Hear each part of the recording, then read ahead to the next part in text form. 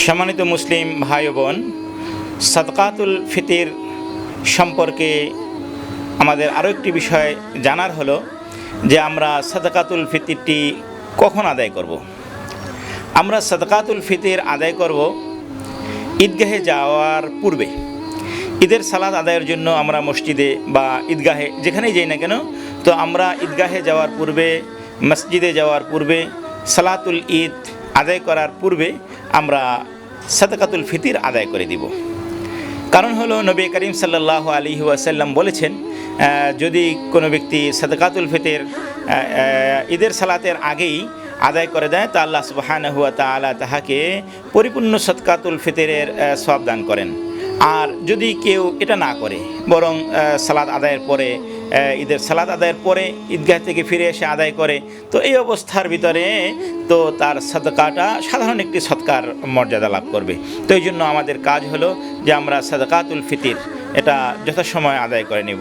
হ্যাঁ, ঈদের দিন আসার পূর্বেই আমরা কি রোজার ভিতরে আদায় করে নিতে পারবো? এটা একটা আমাদের জানার বিষয়। হ্যাঁ, আমরা এটা আদায় করে দিতে পারবো।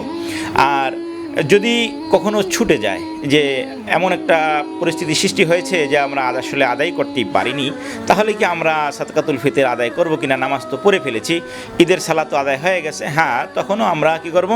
এই সাদকাতুল ফিতর আমরা আদায় করে দিব। আর এখানে আমাদের আরেকটি প্রশ্ন হলো যে আমরা সাদকাতুল ফিতর কাদেরকে দান করব।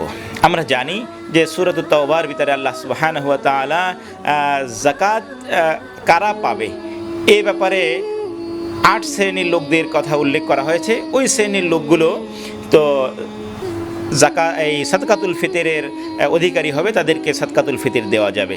তো সেখানে ইন্নামাস সাদাকাতু লিল ফুকারা ওয়াল মাসাকিন, আল্লাহ সুবহানাহু ওয়া তাআলা বলেছেন যে তোমরা সাদকা দিবে ফকিরদের এবং মিসকিনদের।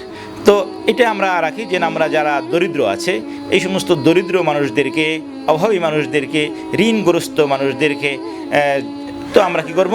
এই সাদকাতুল ফিতর আদায় করব। যারা এতিম দরিদ্র রয়েছে, যারা অভাবগ্রস্ত রয়েছে, যেই সমস্ত ঋণগ্রস্ত মানুষ আছে, তাদেরকে আমরা এই সাদকাতুল ফিতর দিব। আল্লাহ সুবহানাহু ওয়া তাআলা আমাদেরকে যথাযথভাবে এই সাদকাতুল ফিতর আদায় করার তৌফিক দান করেন। আমিন ইয়া রাব্বাল আলামিন।